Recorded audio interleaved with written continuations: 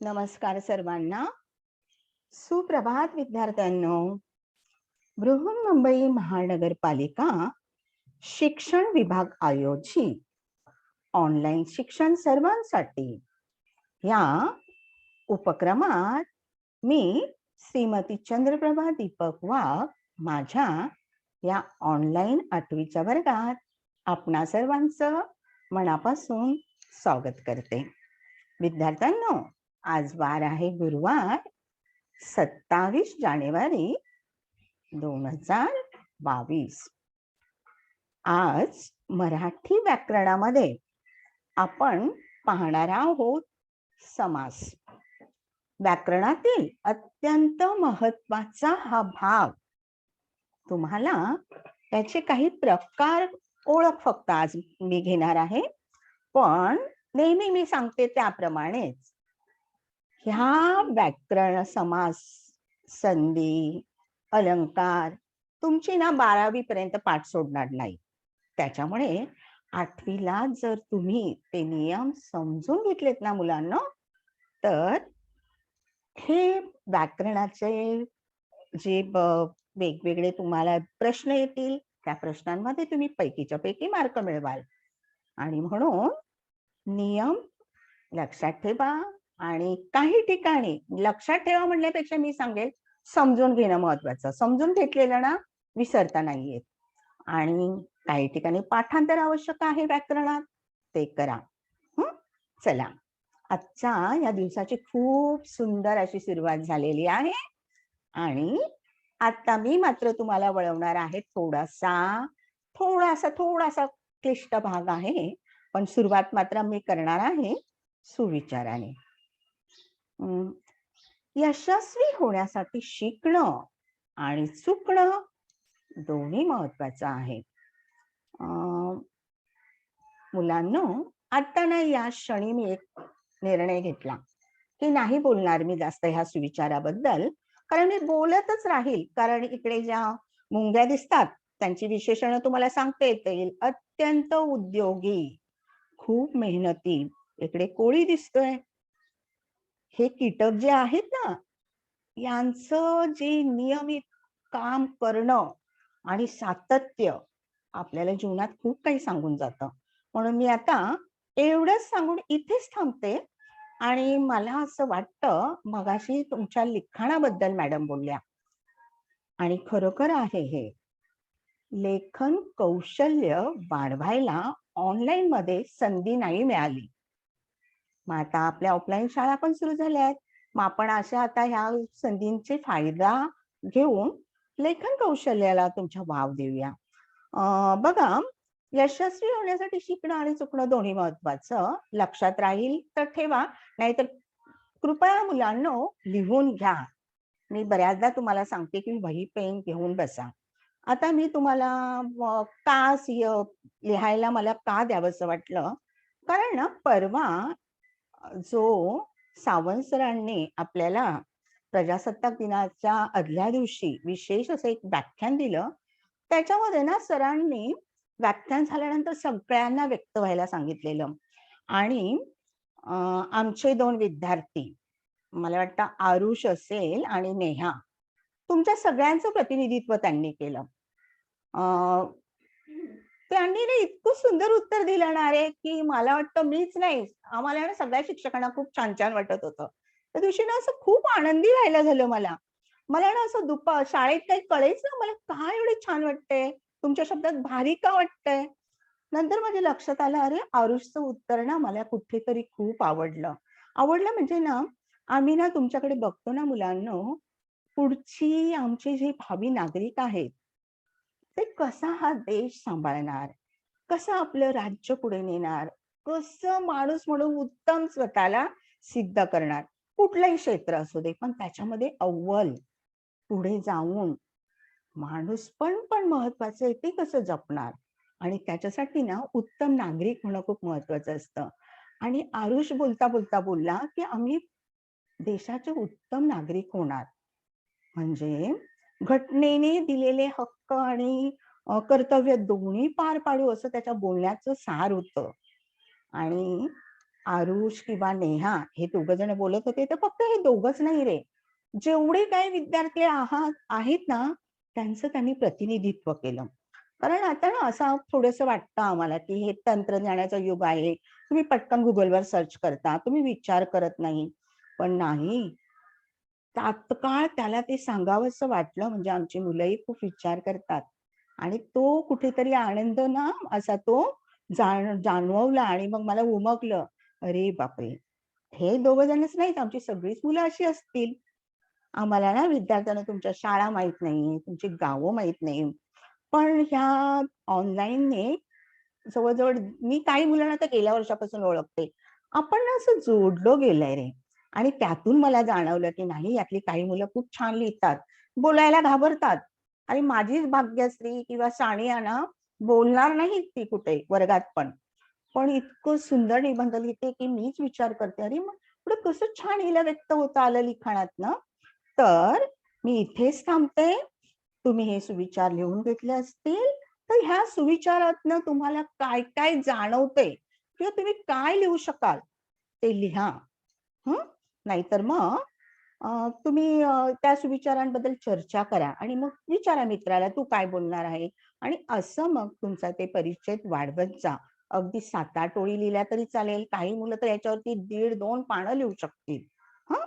चला, तर आज जो व्याकरणाचा भाग घेणार आहे मी समास, तो अभ्यासल्यानंतर कोणते अपेक्षित परिवर्तन तुमच्यात होणार आहे ते पाहूया. बघा, तुम्हाला ना व्याकरण ह्या घटकाची माहिती होते आणि तुम्ही मग ते लिखाणात, व्यवहारात त्याचा वापर करता. ही निष्पत्ती साध्य होते तुम्हाला अगदी लहानपणापासून. व्याकरण वापरतो आपण व्यवहारात, पण ते खूप छान पद्धतीने आता वापरता आले पाहिजे. आपण जी छान-छान गाणी ऐकतो, कविता ऐकतो, उतारे वाचतो, धडे ऐकतो, वाचतो. ती जी भाषा आहे ना रे, त्याच्यातली सौंदर्य स्थळं तुम्ही समजून घ्या. आणि आज जो प्रकार आपण शिकणार आहोत समास म्हणजे काय ते समजून तुम्ही त्याचे प्रकार ओळखा. ते प्रकार तुम्हाला ओळखता आले पाहिजे ही अपेक्षा आहे तुमच्याकडनं आणि तुम्ही ती पूर्ण करणार. चला, वळूया आपल्या आजच्या घटकाकडे. समास. मुलांनो, समास म्हणजे ना एकत्रीकरण. हा जो शब्द आहे ना, तो ना संस्कृत शब्दांपासून तयार झालेला आहे. सम अधिक अस म्हणजेच एकत्र येणं. अरे ना, आपण बोलताना ना बोलण्याच्या ओघामध्ये काय करतो, काही काही शब्द गाळतो आणि सुटसुटीत शब्द तयार करतो. म्हणजेच शब्दातील परस्पर संबंध दाखवणारे विभक्ती प्रत्यय. तुम्हाला माहिती आहे विभक्ती प्रत्यय. आणि मग काही शब्द आपण मग काय करतो, ते गाळतो. आता इथे एक मग उदाहरण मी दिलेलं आहे. ग्रंथाचे आले असं नाही म्हणत आपण. तर आपण त्यातला गाळतो. चे हा विभक्तीचा प्रत्यय गाळतो. ग्रंथालय असं बोलतो. बरोबर की नाही? बरेच शब्द. चंद्रोदय असा जर याची जर फोड केली, तर चंद्राचा उदय झाला असं बोललं तर तुम्ही बघत बसाल, चंद्राचा उदय झाला असं का बोलतात? म्हणजे आपण त्याचा काय केला, एकत्र केला आणि चंद्रोदय हा शब्द आपण बोलण्यात वापरला. शब्दांच्या अशा ह्या एकत्रीकरणालाच म्हणतात समास. आणि सगळ्यात महत्वाचं, शब्दांचं एकत्रीकरण होऊन आपण काही शब्द गाळतो आणि जो नवीन शब्द तयार होतो ना, तो असतो सामासिक शब्द. बघा, समास म्हणजे एकत्रीकरण आणि एकत्रीकरण करताना मूळ शब्दातले काही शब्द आपण गाळतो. ते तितके महत्वाचे नसतात, ते गाळले तरी अर्थ बदलत नाही. आणि मग जो नवीन शब्द तयार होतो ना, तो असतो सामासिक शब्द. आणि विग्रह अतिशय महत्वाचा, कारण विग्रहातून आपल्याला कळतं की आपण काय काय गाळलं आणि कसा तो शब्द सामासिक शब्द तयार केला. म्हणून समासाचा विग्रह म्हणजे काय बघा, सामाजिक शब्द कोणत्या शब्दापासून तयार झाला हे सांगण्यासाठी किंवा स्पष्ट करण्यासाठी आपण त्याची फोड करतो आणि ती फोड करून दाखवण्याच्या पद्धतीलाच म्हणतात समासाचा विग्रह. जसं मी म्हणेल मित्र मैत्रिणी एकत्र, मित्र मैत्रिणी, मित्र आणि मैत्रिणी आम्ही फिरायला गेलो होतो, किंवा आई वडील दोघे गावाला गेले, असं नाही मी सांगणार आई वडील गावाला गेले किंवा मित्र मैत्रिणी फिरायला गेलो. पण त्याचा विग्रह कसा, तर आई आणि वडील, आई व वडील, मित्र व मैत्रिणी, पण आपण त्याला शॉर्ट केलं, होय की नाही? म्हणजे आपण त्याचं काय केलं, एकत्रीकरण. समास म्हणजे शब्दांचं एकत्रीकरण. चला आता उदाहरणं पाहून आपण समजून घेऊया प्रकार. आता ना याच्यामध्ये ना मी 5-6 उदाहरणं दिलेली आहेत, ते आपण पहिल्यांदा समजून घेऊया. हे सामासिक शब्द तयार झालेले आहेत. आता इथे ज्ञानरूपी अमृत, याचा काय झालेला आहे सामाजिक शब्द ज्ञानामृत. मी ज्ञानरूपी, रूपी काढून टाकलं, काढून टाकलं आणि ज्ञानामृत हा शब्द तयार झाला. 5 अर्त्यांचा समूह म्हणजे काय, तर पंचारतीच हा शब्द आपण वापरतो.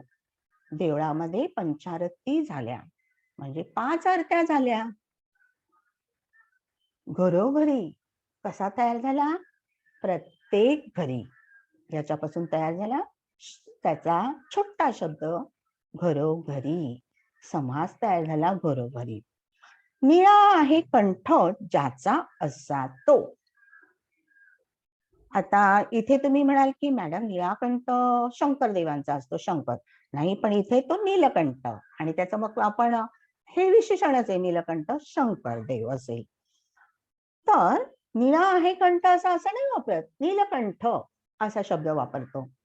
गुरु आणि शिष्य, गुरु शिष्य, याच्यातून आपण काय लक्षात ठेवूया, तर समास म्हणजे शब्दांचं एकत्रीकरण, सामासिक शब्द म्हणजे शब्दांच्या एकत्रीकरणाने तयार झालेला नवीन जोड शब्द, आणि विग्रह तर आपण सामासिक शब्दाची फोड करतो, आणि ती फोड अतिशय महत्वाची असते, कारण ती फोड केल्यानंतर जो नवीन शब्द मिळतो ना, तो कसा मिळाला ते आपल्याला समजतं. म्हणून समास शिकण्याबरोबरच किंवा समास समजून घेताना सामासिक शब्द आणि विग्रह दोन्ही खूप लक्षात ठेवा. चला आता बघा, समासाचे ना ते 4 प्रकार आहेत.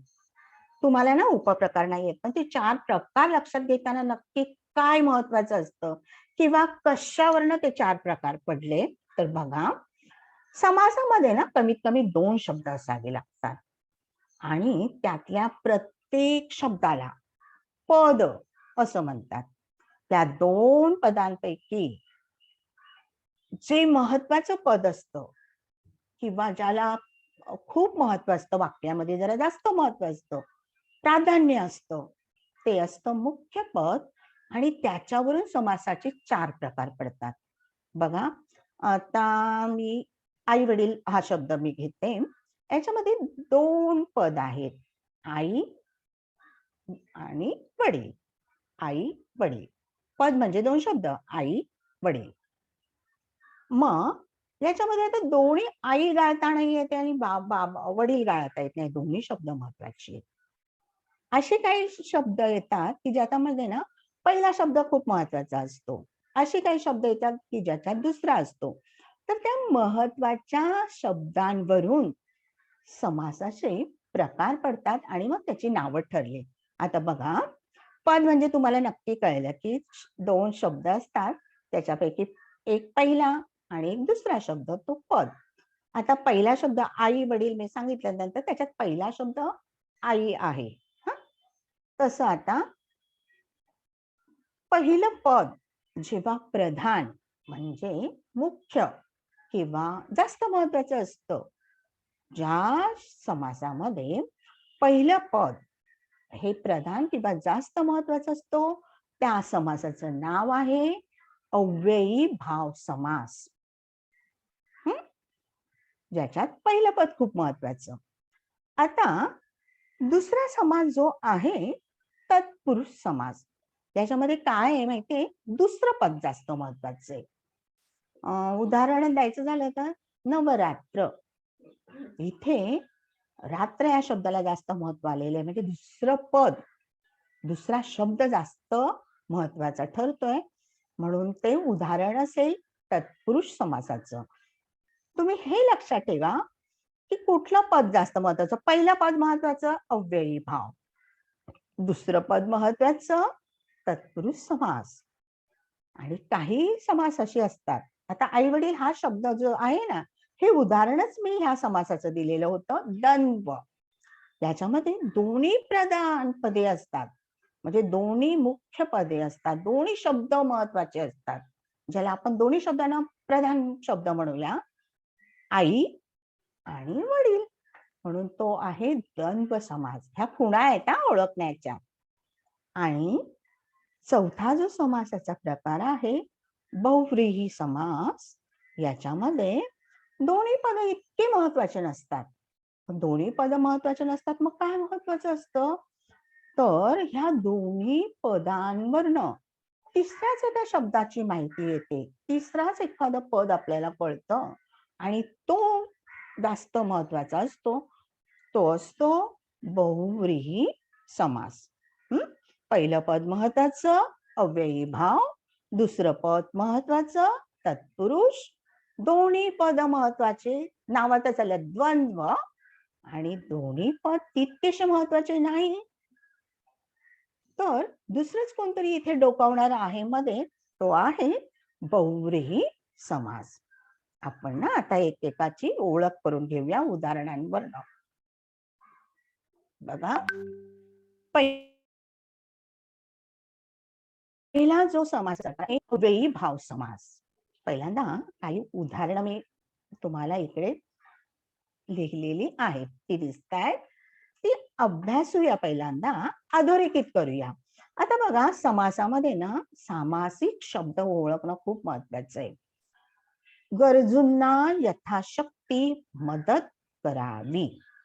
त्याच्यामध्ये सामाजिक शब्द कोणता आहे, ते जरा लिहिण्यात हे झालंय समाज असं मी लिहिलंय, पण सामासिक शब्द.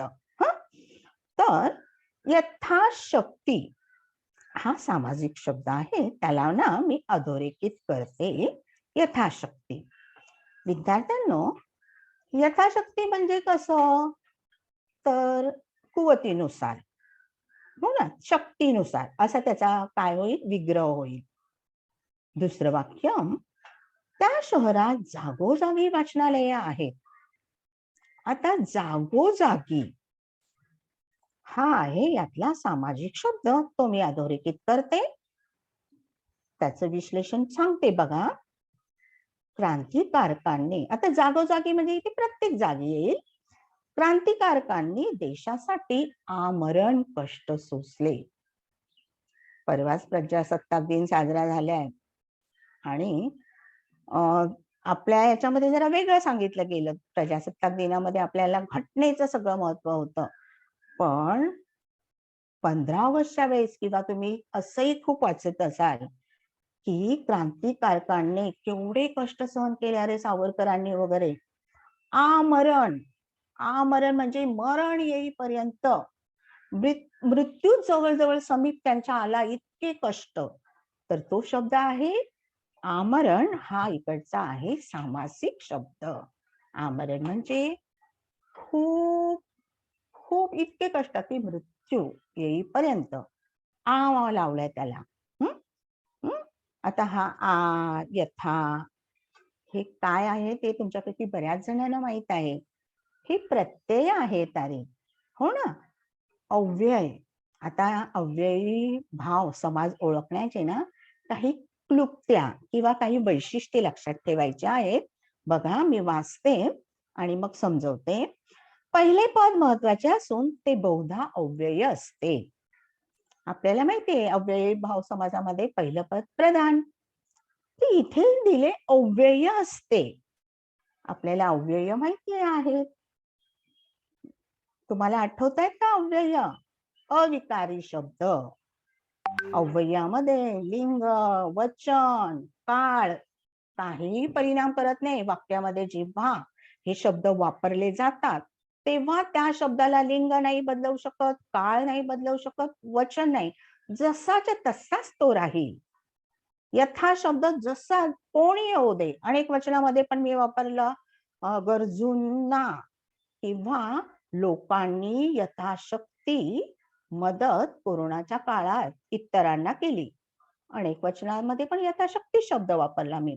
आता इथे ना यथा हा जो शब्द आहे ना तो अव्यय आहे आणि आपल्याला माहितीये हा आहे प्रिफिक्स म्हणजे उपसर्ग. बरोबर की नाही? आणि उपसर्ग कशामध्येही बदलत नाही. बरं, आता तिसरं वाक्य बघा. क्रांतिकारकांनी देशासाठी आमरण, इथे आ वापरलाय ना, उपसर्ग आ. आता आपण आ वापरून इतरही तुम्हाला शब्द पटापट आठवतील. इथे आमरण वापरलाय. तुम्ही अपार व अ वापरा. अपार कष्ट सोसले असंही बोलू शकाल. किंवा आता गैर हा जर उपसर्ग घेतला, गैर लागू, गैर हजेरी, बरोबर. किंवा सु हा उपसर्ग घेतला, सुगंध, सुवासिक, सुविचार, है ना. सु इथे तसं इथे आ वापरला, इथे यथा वापरले. उपसर्ग जे असतात ना ते काय होत नाही, तेच अव्यय असतात. अरे संस्कृतमध्ये त्यालाच अव्यय म्हणतात आणि ते बदलत नाहीत हे आपल्याला माहितीये. मग अव्ययभाव समासाचं पहिलं वैशिष्ट्य, पहिलं पद नेहमी उपसर्ग असतं. आणि कसा ओळखाल तर संपूर्ण सामासिक शब्द क्रियाविशेषण अव्ययाप्रमाणे इथे काम करतो. जसं आ, यथा, प्रति वगैरे उपसर्गांना संस्कृतमध्येच अव्यय म्हणतात. इथे ना ते क्रियाविशेषणाचं काम करतात. आता प्रति घेतलं, प्रतिकूल, प्रतिनिधी, कितीतरी शब्द तुम्हाला पटापटा आठवणार. बरोबर की नाही? बघा. आणि तिसरं वैशिष्ट्य, जागोजागी या शब्दात अव्यय दिसत नसले, इथे बघा नाही दिसत आहे म्हणून मी तो मध्ये ठेवलाय दुसरं वाक्य, तरी त्याचा विग्रह अव्ययासह केला जातो. म्हणून या शब्दाचा समावेश अव्ययीभाव समासात होतो. जागोजागी म्हणजे प्रत्येक जागी. प्रत्येक हा शब्द नाही बदलणार, त्याचा विग्रह करताना जागोजागी, प्रत्येक जागी, गावोगावी, प्रत्येक गावी, पावलोपावली म्हणजे प्रत्येक पावलावर पाऊल ठेवून, किंवा म्हणजे तो शब्द जसाच्या तसा राहतो. किंवा मी म्हणेल मराठीमध्ये ना ज्यावेळेस एखाद्या शब्दाला जास्त वजन प्राप्त करून द्यायचं असेल ना, द्यायचं असेल तेव्हा आपण तो शब्द दोनदा वापरतो. हा. तर ते दोन अर्थाने दोनदा तो शब्द वापरला की त्याचा जोड शब्द तयार होतो. जसं जागोजागी, पावलोपावली. तर ती एक ओळख तुम्ही लक्षात ठेवा. दोनदा जो शब्द वापरला जातो, द्विरुक्ती होते शब्दांची. जेव्हा मराठीमध्ये वाक्यामध्ये शब्दांची द्विरुक्ती केली जाते ना तेव्हा तिथे असतो अव्ययीभाव समास. लक्षात राहील तुम्हाला. म्हणून जागोजागी हा शब्द इथे आलाय की शहरामध्ये जागोजागी वाचनालय आहे, म्हणजे थोड्या थोड्या अंतरावरती, म्हणजे भरपूर वाचनालय आहेत. तर अव्ययीभाव समास ओळखण्याचे महत्वाचे दोन क्लुप्त्या लक्षात ठेवा. एक तर पहिलं प्रधान असतं म्हणजेच तिथे वापरलेला असतो अव्यय म्हणजे उपसर्ग जो कधीही बदलत नाही. काळ, वचन त्याच्यावरती काहीच परिणाम करत नाही. आणि दुसरा तो द्विरुक्ती शब्द येतात त्याच्यामध्ये. द्विरुक्ती शब्द मी तुम्हाला सांगितले की तो शब्द दोनदा घ्यायचा, जोड शब्द होतो. चल चल लवकर, चल चल, चल चल म्हणजे चल लवकर चल, है ना. चल चल आई म्हणते, धावत पळत पळत जा, पळत पळत, वजन वाढलं म्हणजे चटकन जायचंय. तर असे द्विरुक्ती शब्द पण ओळखण्याची, अव्ययीभाव समास ओळखण्याची ही खूण आहे. चला दुसऱ्या समासाकडे वळूया. बघा, दुसरा आहे तत्पुरुष समास. आता मी 3 उदाहरणं इकडे दिली आहेत, ती पहिल्यांदा आपण पाहूया.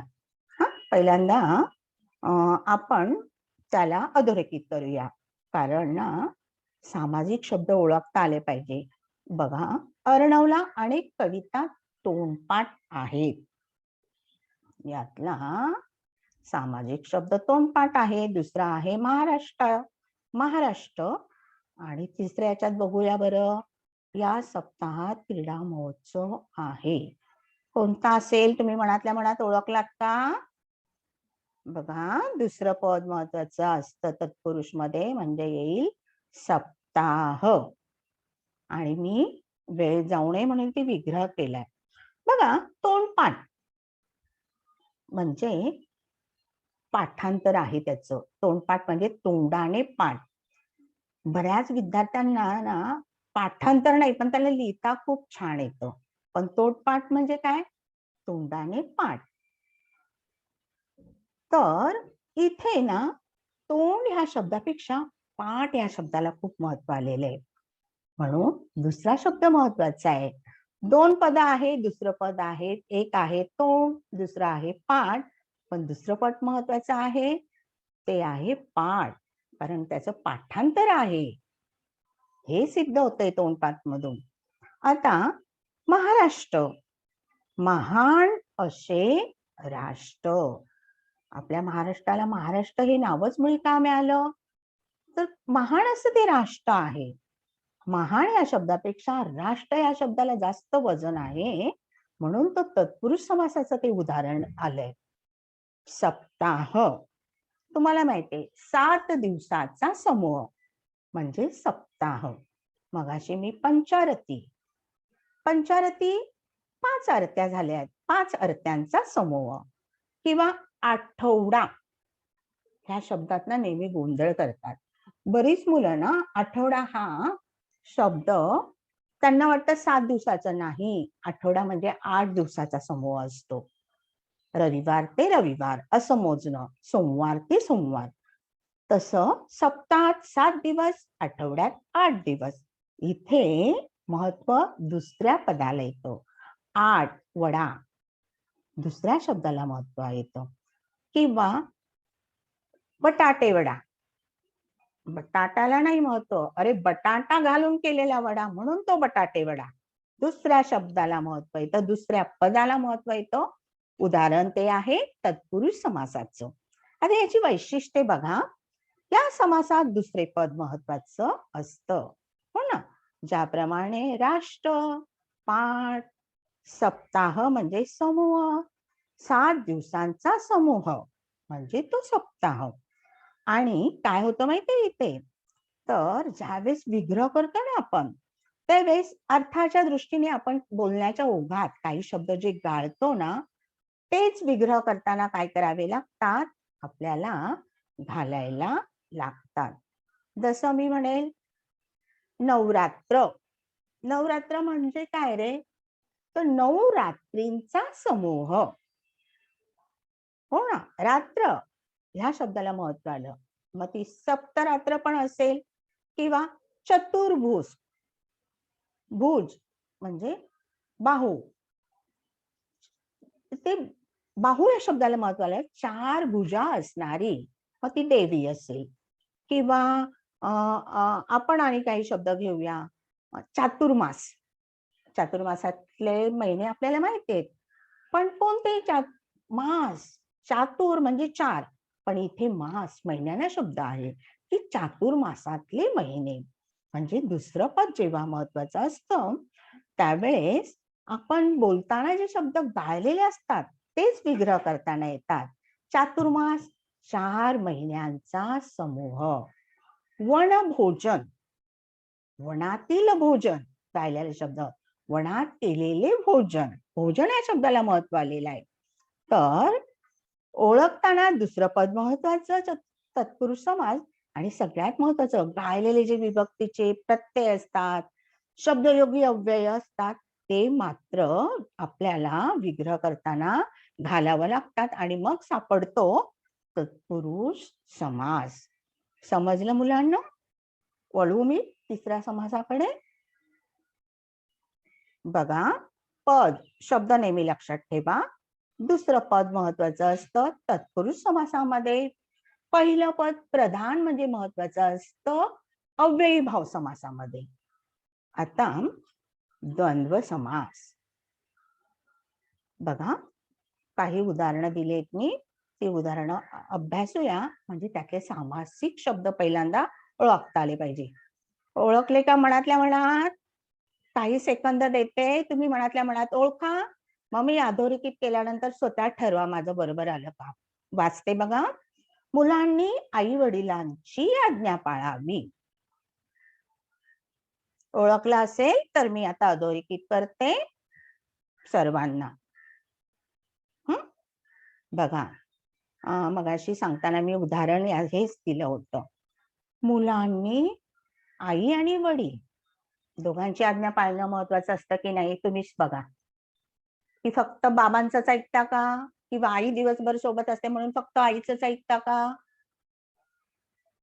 तुम्हीच ठरवा. इथे आई आणि वडील ह्या दोघांच्याही आज्ञेला महत्व आलेलं आहे. आई वडिलांची आज्ञा. पण मी असं नाही म्हटलं आई आणि वडिलांची किंवा आई किंवा वडिलांची, असंही नाही म्हटलं. आई वडिलांची म्हणजे दोन्ही शब्दांना, दोन्ही पदांना इथे महत्व आहे. म्हणून ते उदाहरण आहे द्वंद्व समासाचं. आई वडिलांची आज्ञा पाळावी म्हणजेच आई आणि वडील दोघांचंही ऐकावं. दुसरं उदाहरण आहे ताई गावाहून 4-5 दिवसात परत येईल. बघा, इथे किंवा व याच्यानुसार पण समास बदलतात, त्याचे उपप्रकार आहेत. पण आता आपण ते नाही लक्षात द्यायचे, आपण फक्त मुख्य प्रकार मी तुम्हाला शिकवते. आता इथे ना, ताई गावाहून 4-5 दिवसात परत येईल, म्हणजे 4लाही महत्व आहे आणि 5लाही महत्व आहे. 4 व 5 पण होऊ शकतं, 4 किंवा 5 पण होऊ शकतं. दोन्ही शब्द महत्वाचे आहेत आणि म्हणून ते उदाहरण येत आहे द्वंद्व समासाचं. इथे 4 आणि 5 हे दोन्ही प्रधान पद आहेत. तिसरं उदाहरण बघूया. दूरच्या प्रवासात सोबत अंथरूण पांघरून न्यावे. आता अंथरूण आणि पांघरून त्याच्यासोबत इतरही गोष्टी येतात अरे, बरोबर की नाही. आता दूरच्या प्रवासामध्ये जायचं असेल तर आपण अंथरूण म्हणून काही मोठं हे घेणार नाही, छोटस काहीतरी अंथरायला चादर वगैरे घेणार, किंवा एखादी पांघरायला एखादी शॉल घेणार, किंवा आणि इतर काही गोष्टी असतील अंथरूण पांघरुणांसोबत. हे सगळं आलं याच्यामध्ये. फक्त एकच अंथरूण आणि पांघरुण एवढंच नाही, तर अंथरूण पांघरुण आणि इतरही काही, कदाचित पांघरायला शॉल असेल, कदाचित पांघरायला तुमचा हल्ली काय ते छोटे छोटे हे असतात त्या प्रकारचा एखादा दुपट्टा असेल, कदाचित चादरही असू शकेल. अंतरायलाही वेगवेगळे त्याच्यात मध्ये अंथरुणांमधले वस्त्र येतील. तर इथे अंथरूण पांघरुण आणि इतर काही असा अर्थ होतो. म्हणून अंथरूण पांघरुण हा सामासिक शब्द द्वंद्व समासाचं उदाहरण आहे. आता कसा ओळखायचा? वैशिष्ट्ये लक्षात ठेवा आणि पाठही करा. लक्षात ठेवा. आता ह्याच्यामध्ये सगळ्यात महत्वाचं लक्षात ठेवण्याचं, दोन्ही पदे महत्वाची. द्वंद्व, हो ना. सामाजिक शब्दाचा विग्रह कोणत्या कोणत्या शब्दांमुळे होतो? कधी आणि, आई आणि वडील, मित्र मैत्रिणी मिळून मजा करतो. आपण असं नाही म्हणत मित्र आणि मैत्रिणी मिळून आम्ही फिरायला गेलो. मित्र मैत्रिणी जमूया आणि मजा करूया. म्हणजे आपण काय केलं त्यातला आणि शब्द गाळला. तर कधी कधी आणि, कधी कधी व, अथवा, किंवा हे उभयानव्य अव्यय आहे ना. आणि, अथवा, किंवा ह्या उभयानव्य अव्यय ते शब्द जोडावे लागतात विग्रह करताना. मित्र आणि मैत्रिणी मिळून आम्ही फिरायला गेलो. तू ये अथवा नको येऊ. ये अथवा नको, इथे अथवा शब्द वापरला. किंवा काही ठिकाणी किंवा 4 किंवा 5 दिवसात आजी घरी येईल. म्हणजे 4 आणि 5 दोघांनाही महत्व आलं. तू ये किंवा नको येऊ, ये नको येऊ, दोघांनाही तितकंच महत्व आलंय. हे किंवा नको येऊ म्हणजे सांगणारा सांगतोय तू आलंच पाहिजे. तर किंवा, अथवा, आणि, या, व हे जे उभयानुभवी अव्यय आहेत ना, याने द्वंद्व समासाचा विग्रह करताना याचा वापर करावा लागतो, हे त्याचं वैशिष्ट्य आहे. आणि तिसरं, दोन्ही शब्दांच्या अर्थाशिवाय त्या जातीचा इतर पदार्थांचाही समावेश विग्रहामध्ये केलेला असतो. जसं मी बोलले, अंथरूण पांघरूण. अंथरूण आणि पांघरूण आणि इतर काही. आईने बाजारातून भाजीपाला आणला. म्हणजे फक्त भाजीपाला वगैरेच आणते का आई? नाही, तर भाजीपाला बरोबर काही किराणा सामान असतील, फळं असेल आणि इतर काही असा ज्याच्यात समावेश होतो, तेव्हा तो द्वंद्व समास असतो. अजून एखादं तुम्हाला मी याचं उदाहरण सांगेल. इतर काही. आम्ही ना गावाला गेलो आणि फिरलो भटकलो. म्हणजे याच्यामध्ये काय असेल? कुणाच्या गाठी भेटी घेतल्या असतील, कुठल्या स्थळांना भेटी दिल्या असतील. फिरलो भटकलो, गाठी भेटी, गाठ घेणं, भेट घेणं, हा पण द्वंद्व समास आहे. दोन्ही शब्दांना तितकंच महत्व आहे, दोन्ही प्रधान पद आहे. तर याच्यामध्ये तिसरं जे वैशिष्ट्य आहे, अर्थाशिवाय त्या जातीचे इतर शब्दही येतात. आपण बोलतो ना, भेळ करताना आईने चणे, दाणे, कुरमुरे, लिंबू, कोथिंबीर, फरसाण वगैरे वगैरे घातलं, मग त्याची झाली भेळ. म्हणजे आपण सगळ्याच गोष्टींचा वापर केलात नाही, मिसळ केली, मिसळून टाकलं सगळं. तसं अंथरूण पांघरूण हा जसा शब्द आहे, गाठी भेटी, तर इतरही गोष्टी त्याच्यामध्ये समाविष्ट होतात. केर कचरा काढला, केर कचरा काढून घे. मग फक्त केर आणि कचराच फक्त वर्गातला असतो का किंवा घरात? मग त्याच्यात कागदाचे तुकडे असतील, काचांचे बांगडीचे काचा असतील किंवा आणि काही प्लास्टिकचे तुकडे, सगळं केर कचरा म्हणजे सर्व आलं त्यात.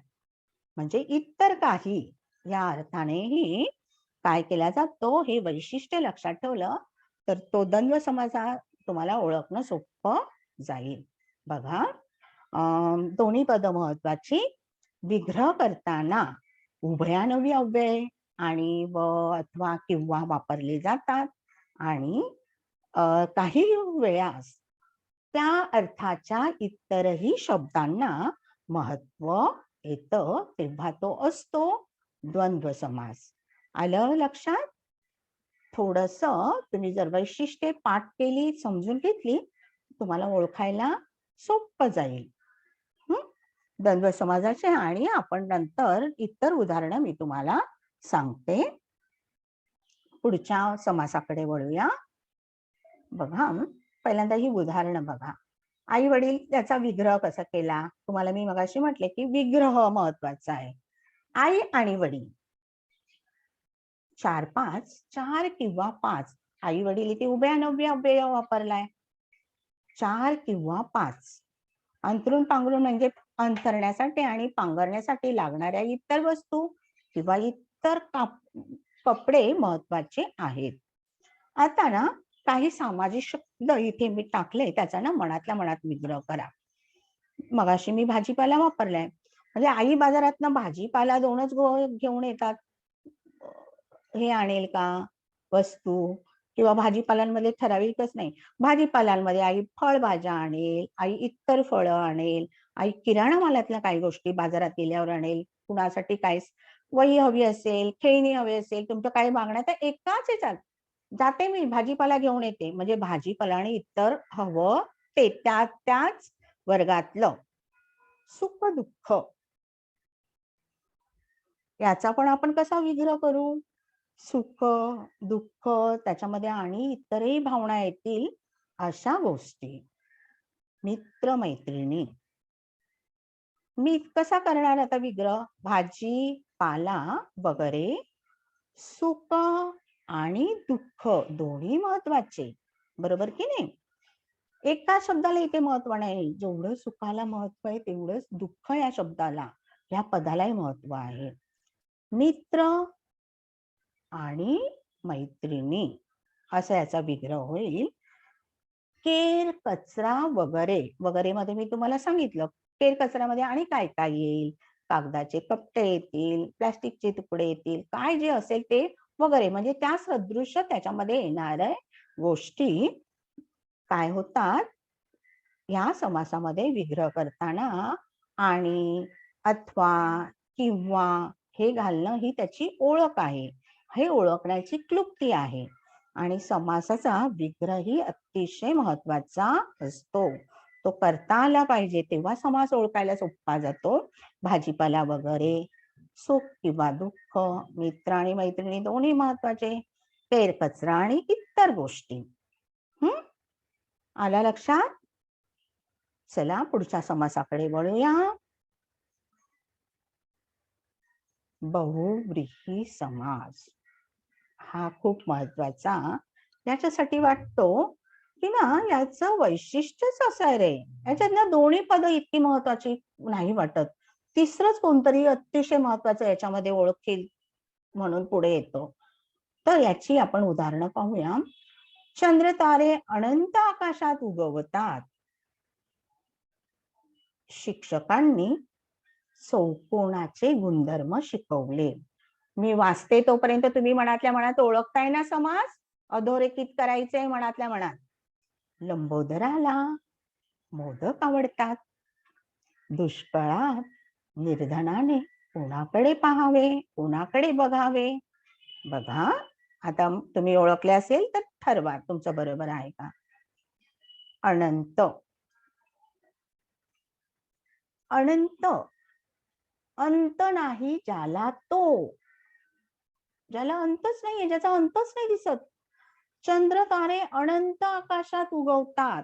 आपल्याला माहितीये अवकाशाला थांगच लागत नाहीये, त्याचा अनंत शेवट नाहीये असे. बघा अनंत या शब्दाचा विग्रह जेव्हा मी करते त्यावेळेस काय येतो शब्द, काय येतं लक्षात, की जे संपतच नाहीये ते अनंत. मग इथे चंद्र तारे अनंत आकाशात उगवतात. म्हणजे ज्या आकाशाचा आपल्याला शेवटच माहित नाही तिथे चंद्र तारे उगवतात. म्हणजे अनंत ह्या शब्दाचा काय झालेला आहे, अतिशय वेगळा, ज्याला अंत नाही असा, असा अर्थ यातनं निघाला. अनंत ज्याला अंत नाही असा. शिक्षकांनी चौकोनाचे गुणधर्म शिकवले. चौकोनाचे गुणधर्म तुम्हाला सगळ्यांना माहित आहे.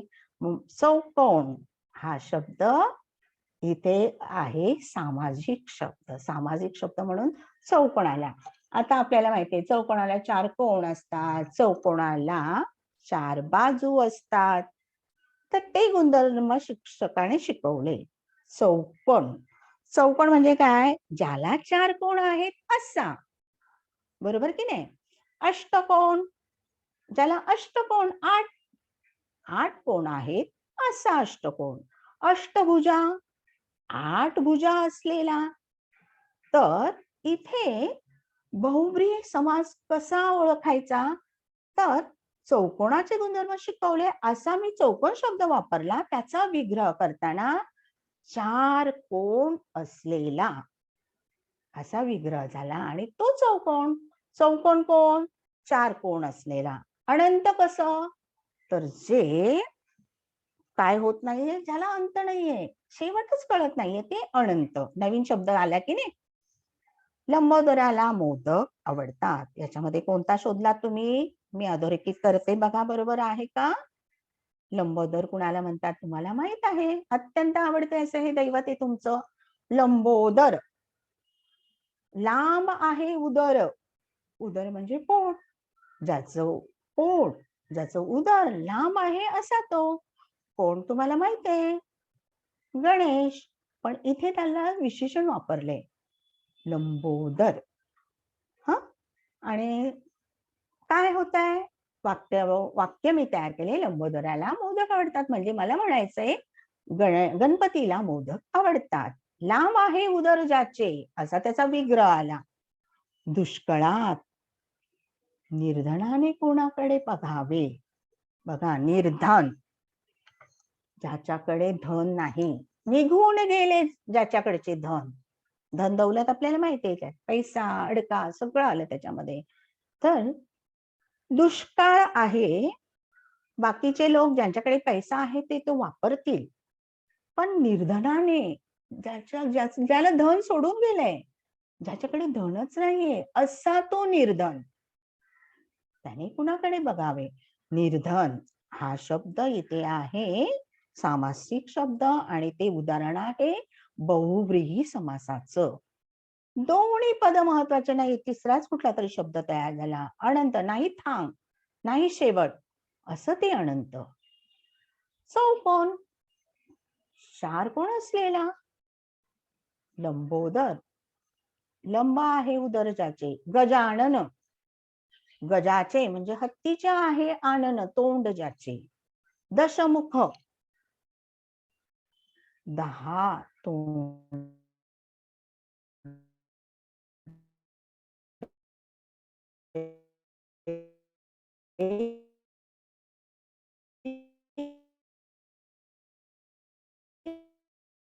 कंठ ज्याचा, इथे ना विशेषण वापरतात. शंकराचं विशेषण आहे नीलकंठ, गणपतीचं विशेषण वापरले लंबोदर, गजानन. बघा, आता वैशिष्ट्ये लक्षात ठेवूया. दोन्ही पदे महत्वाची नसून या दोन्हींशिवाय तिसराच कुठल्या तरी पदाचा आपल्याला बोध झाला. नीलकंठ, शंकर, नीलकंठ, त्यांचा बोध झाला आपल्याला. म्हणजे दोन्ही पदे इथे महत्वाची नाही, पण तिसरा येणारा अतिशय महत्वाचा असतो शब्द. बहुव्रीही समासाची उदाहरणं खूप सापडतील, पण वैशिष्ट्य लक्षात ठेवल्या, विग्रह करता आला तर तो तुम्हाला ओळखायला सोपा जाईल.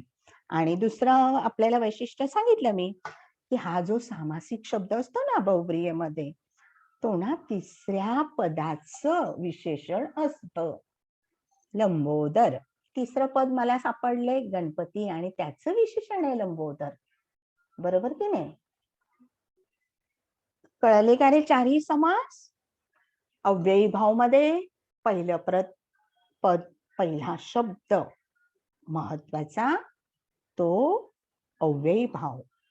तत्पुरुष मध्ये आपण पाहिलं, तत्पुरुष दुसरं पद महत्वाचं. वनभोजन, भोजनाला महत्व आहे. बटाटे वडा, वडाला महत्व आहे. नवरात्र, रात्रीला महत्व आहे. दुसरं पद महत्वाचं. तिसरं मी सांगितलं द्वंद्व, दोन्ही पद महत्वाचे याच्यामध्ये. आई वडील दोन्ही महत्वाचे. किंवा मी तुम्हाला तुमच्याच आवडीची जी गोष्ट दिली, मित्र मैत्रिणी दोन्ही महत्वाची. त्याच्यानंतर बहुव्रीहीमध्ये या दोघांनाही, दोन्ही पदांना तितकं महत्व नसतं. पहिलं आणि दुसरं पद इतकं काहीच नाही त्याच्यामध्ये. चौकोन, दोन्ही याला नाही महत्व. तिसराच कोणतरी झालं की 4 कोण असणारा असा तो चौकोन. किंवा गजाचे आनन, गजाचे तोंड आहे अशी ती गणपती. किंवा चक्रधर, चक्रधर, चक्र आहे धरात, हातात, अशी ती व्यक्ती चक्रधर. किंवा कमलनयन, कमळासारखे डोळे असणारे असा तो राम, कमळासारखे डोळे अशी व्यक्ती. किंवा मीनाक्षी, मीनाक्षी ही माझ्यासारखी जिचे लोचन आहेत किंवा डोळे आहेत अशी ती मीनाक्षी. तिसऱ्याचाच कुठला तरी उल्लेख होतो, आणि तिसरा जो सामासिक शब्द असतो ना, तो इतका महत्वाचा असतो की त्या पदाचं ते विशेषण असतं. बघा, आणि काही आपण उदाहरणं बघूया. किंवा विग्रह महत्वाचा आहे, तो इकडे मी केलेला आहे. अनंत, नाही अंत, ज्याला असा तो अनंत. 4 आहे कोण, ज्याला तो चौकोन. लंब आहे, उदर पोट ज्याचे असा तो लंबोदर गणेश. निघून गेले आहे धन ज्याच्यापासून तो निर्धन मनुष्य, की ज्याच्याकडे धन नाही, निघून गेले असा तो कोण, तर निर्धन. निर्धन नाही धन त्याच्याजवळ आता. आता हे काही सामासिक शब्द आहे, त्याचा मनातल्या मनात विग्रह करा. बघा, मी त्यातले काही वापरले. नीरस, दशमुख, निर्बल, मूषक वाहन. विद्यार्थ्यांनो, एक लक्षात ठेवा, एकच उदाहरण 2-3 समासाचंही असू शकतं. नीरस इथे जे वापरलेला आहे, काही मुलं म्हणतील नाही हा अव्ययीभाव समास आहे म्हणून विग्रह महत्वाचा. कारण इथे नी काय वापरलेला आहे, आपण उपसर्ग वापरलाय, पण नी अव्ययीभाव समासाचं उदाहरण म्हणून हा शब्द, हा सामासिक शब्द इथे नाही दिलेला. तर नीरस, नीरस म्हणजे काय तुम्हाला माहितीये, की ज्याच्यामध्ये रस नाही उरला. आपण म्हणतो ना नीरस झालं तिचं बोलणं, काही रस नाही वाटला, म्हणजे रस वाटणं म्हणजे इथे मजा येणं याचा अर्थ आहे. तो नीरस इथे. नीरस ज्याच्यामध्ये रस नाही असा तो नीरस, म्हणजे तिसऱ्याच शब्दाला महत्व आलं. दशमुख, 10 तोंडे 10 मुख आहेत असा तो, जो असेल तो 10 मुख असणारा. आपल्याला माहितीये कुणाचं विशेषण आहे हे दशमुख, रावणाचं. आता निर्बल, निर्बल तुम्हाला माहितीये बल, शक्ती, ज्याची निघून गेली तो निर्बल. शक्ती नाही असा तो, शक्ती निघून गेली ज्याची असा तो निर्बल. आणि मूषक वाहन हे कुणाचं विशेषण आहे, मनातल्या मनात आठवा बरं, मूषक वाहन कुणाला म्हणतात. मूषक म्हणजे उंदीर, कुणाचं वाहन आहे उंदीर, आठवलं, माहित पण असेल हा शब्द. तर मूषक ज्याचे वाहन आहे असे ते गणपती.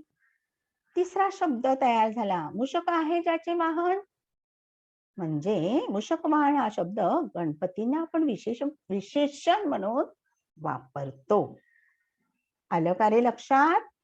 4ही मुख्य प्रकार तुमच्या आले का लक्षात समासाचे? चला विद्यार्थ्यांनो, वेळ होत आलाय, मी ना मूल्यमापनाकडे वळते.